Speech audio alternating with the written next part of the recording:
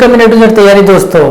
तो आज की इस क्लास में हम पढ़ेंगे हार्वर्ड गांधी द्वारा दी गई मल्टीपल इंटेलिजेंस थ्योरी, जिसे हम हिंदी में कहते हैं बहुबुद्धित्व का सिद्धांत। तो अभी तक अगर आपने इस चैनल को सब्सक्राइब नहीं किया तो सब्सक्राइब कर लो।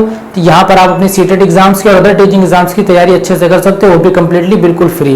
ना कोर्स खरीदना है ना कुछ करना, बस आपको भी जाकर चैनल को सब्सक्राइब करना, बेल आइकन को ऑन कर देना ताकि नोटिफिकेशन आप तक पहुंचता रहे। और इससे पहले अदर टॉपिक्स पढ़ा चुके हैं, चाहे वो मैथ्स के हो, ईवीएस के हो, किसी के भी हो, सब टॉपिक्स आपको प्लेलिस्ट में मिल जाएंगे। तो चलो फिर स्टार्ट करते हैं इस लेक्चर को। तो यहाँ पर हम समझते हैं कि जो theory of multiple intelligence theory जो दी गई है, ये थ्योरी किन बच्चों पर स्टडीज करी गई है ना, इस थ्योरी को क्यों दिया गया, इसका कुछ बैकग्राउंड हम समझते हैं। तो ये जो थ्योरी हमारी दी है हार्वर्ड गार्डनर ने दी है, ठीक है, जिन्होंने दी है इसका नाम है, तो फैक्ट को भी याद करते हुए चलना, हार्वर्ड गार्डनर ने दिया है। और ये जो थ्योरी हमें मिलती है, इनकी एक बुक है जिस बुक का नाम है फ्रेम्स ऑफ माइंड, ठीक है, वहां से हम इस थ्योरी के बारे में जानते हैं, फ्रेम्स ऑफ माइंड। तो ये इनकी बुक हो गई है, ठीक है, बुक का भी नाम याद रखना इंपॉर्टेंट है, ठीक है, और जिन्होंने ये बुक लिखी उनका नाम हार्वर्ड गार्डनर है। तो अब इस थ्योरी को देने से पहले इन्होंने कुछ स्टडीज करी होगी, ठीक है, और इनकी जो स्टडी है जो इंटेलिजेंस पे, अगर आप इंटेलिजेंस समझो तो इंटेलिजेंस मतलब क्या होता है, हम किसको कह सकते हैं कि बुद्धिमान है, ठीक है, जो किसी भी सिचुएशन का सॉल्यूशन निकाल ले, ठीक है, किसी भी प्रॉब्लम का सॉल्यूशन निकाल ले ना, या फिर आप ऐसे कह सकते हो कोई नई चीज को सीख ले, ठीक है, हम क्या कहेंगे वो इंटेलिजेंट है, उसकी बुद्धि अच्छी है, ठीक है। लेकिन गार्डनर साहब का क्या कहना है, इनका कहना ये है कि अभी तक तो आप एक ही जनरल एबिलिटी पर आप टेस्ट कर रहे थे कि बच्चा बुद्धिमान है कि नहीं। मतलब अभी अगर हम नॉर्मल एग्जांपल लें तो ये नहीं कि हमने किसी एक बच्चे को एक क्वेश्चन दे दिया मैथ्स का कि 2 × 2 कितना होता है, अगर वो बता लिया 4 तो वो इंटेलिजेंट है, अगर नहीं बता पाए तो इंटेलिजेंट नहीं है। तो ऐसा नहीं है, हम इंटेलिजेंस को किसी एक फैक्टर पर नहीं, एक फैक्टर के बेस पर नहीं कह सकते हैं कि वो इंटेलिजेंट है। इसके लिए हमको हर फील्ड का अलग अलग फील्ड के अलग अलग टेस्ट ले सकते हैं हम, ठीक है, जहां से हमें बच्चे के अंदर अलग अलग टैलेंट्स का पता चलेगा, ठीक है। सपोज करिए किसी की सिंगिंग अच्छी है ना, किसी को डांस अच्छे से आता है ना, कि कोई लैंग्वेज का यूज अच्छे से कर सकता है,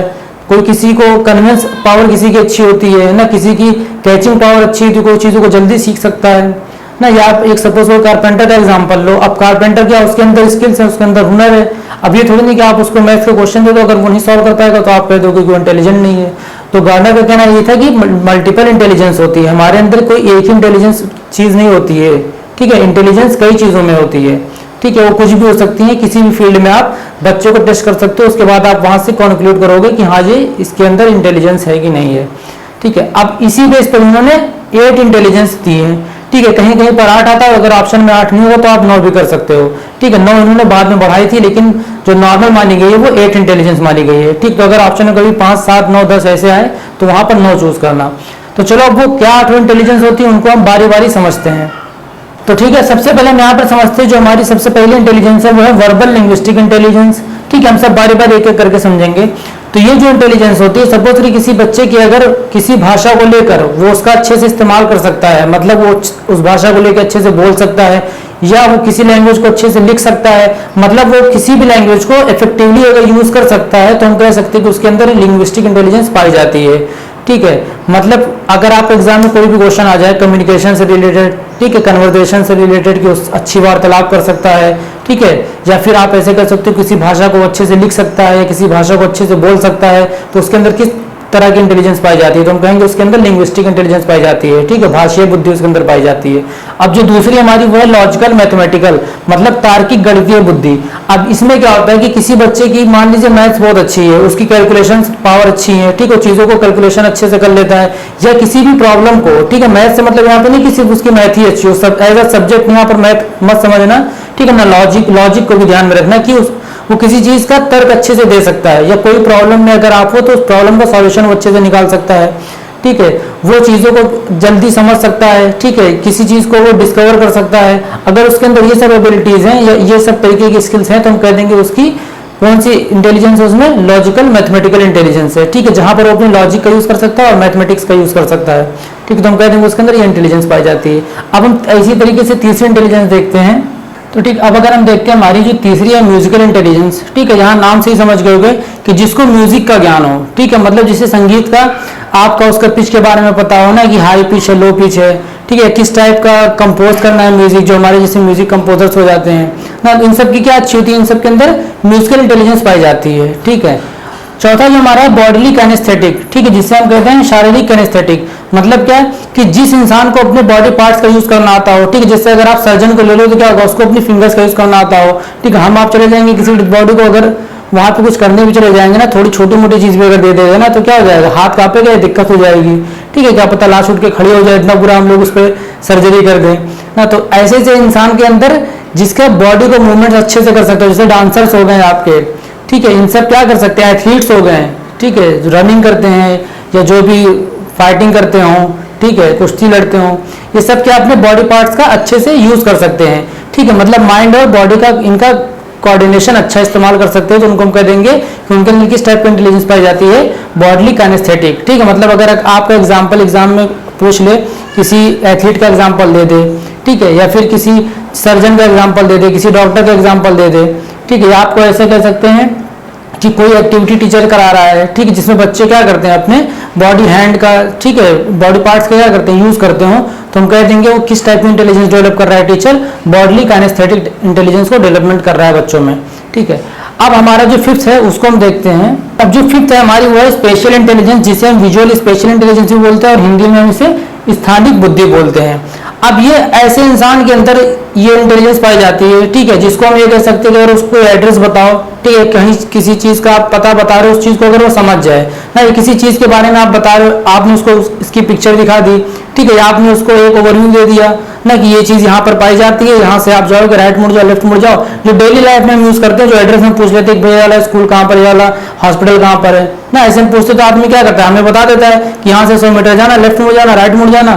तो मतलब क्या है, हमारा विजुअल स्पेशल इंटेलिजेंस हमारी अच्छी है, हम उस चीज को अच्छे से समझ पा रहे हैं, अगर किसी स्थान के बारे में हमें कोई बता रहा है, ठीक है। और स्पेशल आप ऐसे भी देख सकते हो, जो हमारे मैथ्स में हम कैसे स्पेशल का यूज करते हैं कि शेप्स को हम रिकॉग्नाइज करते हैं ना, कि रेक्टेंगुलर शेप है, ट्रायंगुलर शेप है, तो मतलब किसी चीज को हम देख के अच्छे से समझ लें जल्दी से, ठीक है, उसे परसीव कर लें, ठीक है, या किसी चीज को अगर किसी ने वर्बली हमें कोई एड्रेस बताया है ना, ये नेविगेशन के टाइम पे हेल्प करता है, जैसे आर्मी वाले हमारे यूज करते हैं, ठीक है, एक मीटिंग होती है ना, सेंटर टेबल पे सब रहते हैं, वहां पे एक जो कैप्टन होता है वो सबको बता देता है कि हमें यहाँ चीज इस पहाड़ पर जाना है, यहाँ पे हमें रुकना है, तो आदमी कैसे समझ जाता है, उसकी अगर विजुअल स्पेशल इंटेलिजेंस अच्छी होती है तो समझ जाता है, ठीक है। वहां जाके तो दिखाएंगे नहीं कि यहाँ पे रुकना है, फिर यहाँ से बढ़ना है, आपको कहीं एक रूम में एक ओवरव्यू दिया जाएगा ना नॉर्मली, तभी आप समझोगे। तो अगर आपके अंदर ये चीज अच्छी है, बुद्धि है आपके अंदर, तो हम कह सकते हैं कि आपके अंदर स्पेशल इंटेलिजेंस है, ठीक है। एग्जाम में ऐसे पूछ लेगा कि मान लीजिए आर्मी ऑफिसर्स क्या बोलते हैं, सबसे ज्यादा कौन सी स्किल्स को यूज करते हैं या कौन सी इंटेलिजेंस यूज करते हैं,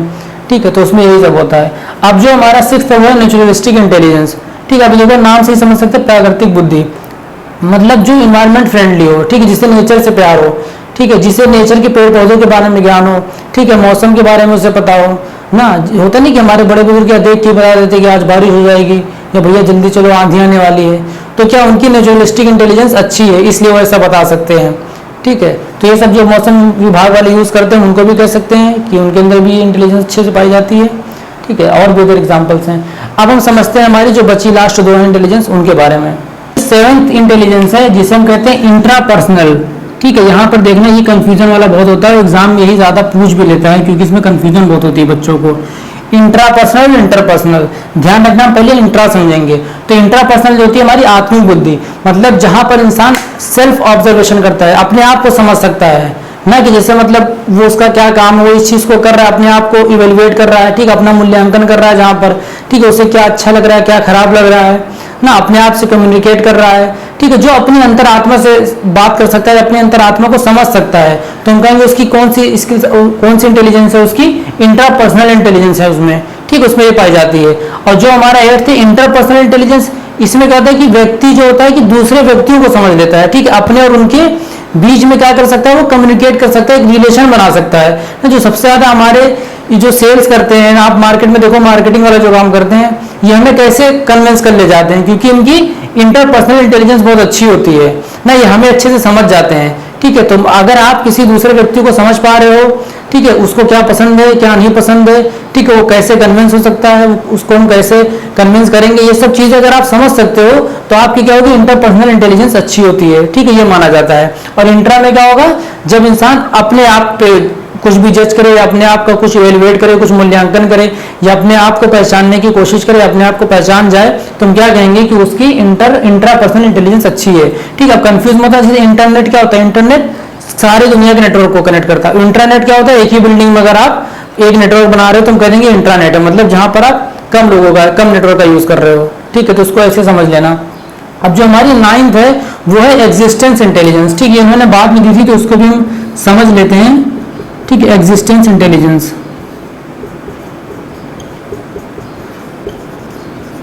ठीक है, मतलब हमारा अस्तित्व क्या है, थोड़ा फिलोसफिकल सोच लीजिए, हम क्यों हैं, हम दुनिया में क्यों आए हैं, हम कैसे बने, दुनिया कैसे बनी, यहाँ से बनने के बाद क्या होगा ना। मतलब जो थोड़ा बहुत अगर इस टाइप का फिलोसफिकल थॉट आता है तो उसको हम क्या कहेंगे, उसके अंदर एग्जिस्टेंस इंटेलिजेंस पाई जाती है। ठीक है, एग्जिस्टेंशियल इंटेलिजेंस पाई जाती है। तो अब हम कुछ क्वेश्चंस कर लेते हैं। ठीक है, इसी टॉपिक से रिलेटेड क्वेश्चन जो हमारे प्रीवियस ईयर एग्जाम्स में आ चुके हैं ना, तो 4 से 5 क्वेश्चन है।